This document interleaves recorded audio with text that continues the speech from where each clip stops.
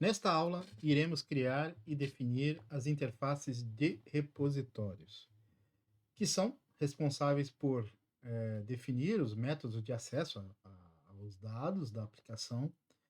E a interface de repositório, ela é uma abstração do que permite-nos, né, desacoplar da camada de negócios e a camada de persistência, facilitando a manutenção e evolução da aplicação.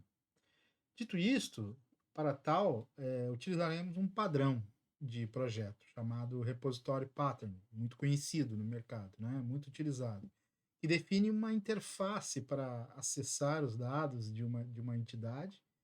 E nesse cenário, iremos criar uma interface de repositório padrão que disponibilizará os métodos CRUD, Create, Read, Update e Delete, para todas as entidades da aplicação que o utilizarem, obviamente. Além disso, iremos também criar interfaces de repositórios especializados para todas as entidades, de modo a proporcionar mais flexibilidade para especializações que surgirem, né? Eu estou a me referir a cenários que nós não temos, nesse suposto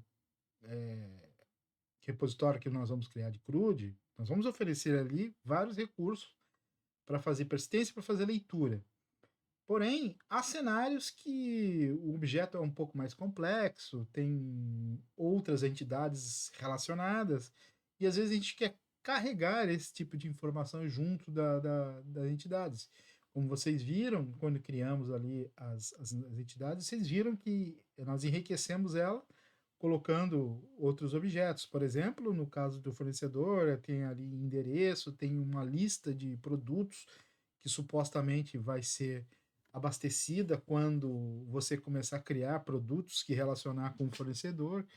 Então, numa situação onde você queira trazer todos esses dados, teria que ser uma situação especializada. Teríamos que fazer ali consultas, trazer ali uns inner joins ali, falando mais techniquez para se perceber o objetivo, né?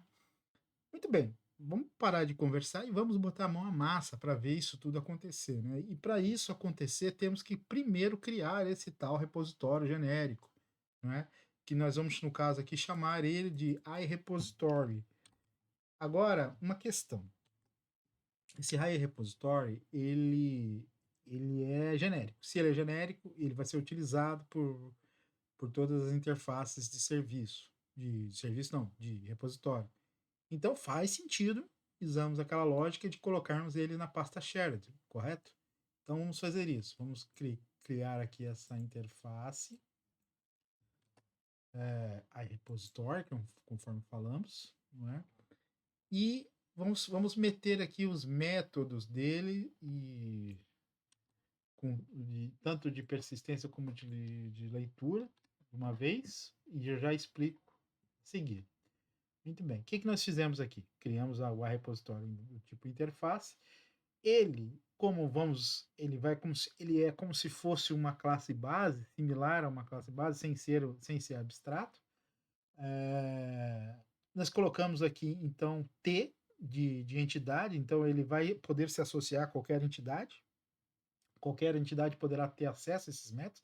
Como vocês podem perceber, os nomes são genéricos, então faz jus ao que ele é, uma classe genérica. Então, nas demais declarações aqui a gente está dizendo que estamos herdando do iDisposable também, para aquele cenário da gente poder limpar a memória, mas também estou declarando que ele é do tipo tEntity, que herda de entity. Então, toda a nossa entidade genérica, ela tem que ser do tipo entity, aquela classe que nós criamos, que fornecia o ID, lembra? Então, essa é uma forma da gente descrever e garantir que o uso desse iRepository, tudo que for herdar de iRepository, tenha que ser do tipo classes concretas que sejam herdadas de entity, ok?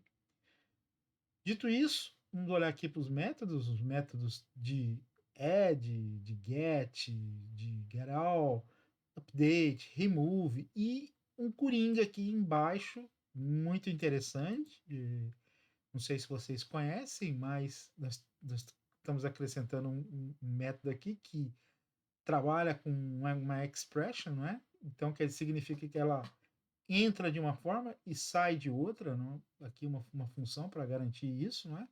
Então, dentro da expressão, a gente consegue construir uma espécie de filtro, não é? Que é do tipo de uma entidade e que retorna um true ou false no final.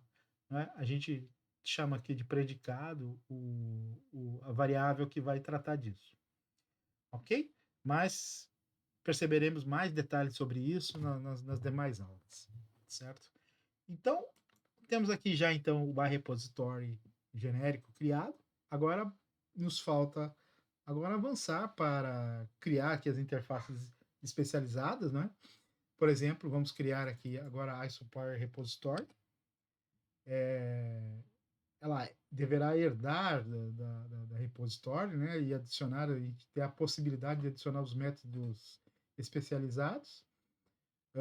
Como eu falei, dando aquele exemplo de buscar um fornecedor por ID, que traga informações de morada, traga também a lista de produtos que ele é fornecedor. Para isso, não daria para a gente fazer só com os métodos de genérico, né? Então, a gente teria que construir uma consulta mais especializada. Então, é isso que nós vamos fazer aqui agora. Vamos deixar isso pronto. Então, vamos aqui na pasta Entity.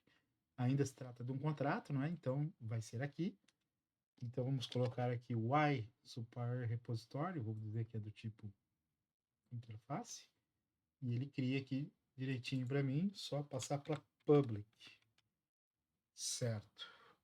Eu vou colar aqui os métodos já explicar, a gente não precisa perder esse tempo, né, de ficar fazendo individualmente um a um. Como eu falei, o objetivo aqui era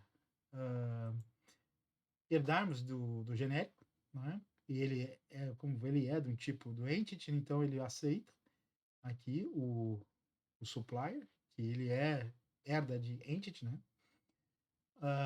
E aqui embaixo nós estamos colocando aqui, durante a construção da nossa aplicação, nós vamos utilizar esses três métodos aqui, tá? Para fornecedor, que é buscar o fornecedor e o endereço, passando um parâmetro de ID do fornecedor. Aqui, praticamente a mesma coisa, com a diferença de estar acrescentando também, está trazendo aqui a lista de produtos que estiver relacionado com esse fornecedor. E entregar uma lista de fornecedores. Todas aqui eu criei um get all supplier and product. Foi uma situação que muito provavelmente, por exemplo, numa grelha, a gente precisa colocar lá o nome do fornecedor, colocar lá algum dado da morada, onde que se localiza. Para isso, o get all não seria suficiente. Então, eu criei uma especializada aqui que a gente possivelmente a gente vai fazer inner joins aqui para unir buscar essas informações extras aqui e entregar essa lista formatada corretamente o objeto. Né?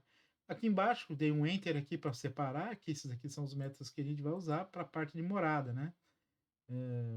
Lembrando, né, o address é um agregado de fornecedor, então por isso que a gente está tratando tudo junto aqui, tá bem? É isso. Agora, para a gente fechar, nós vamos aqui criar o iProduct Repository, certo?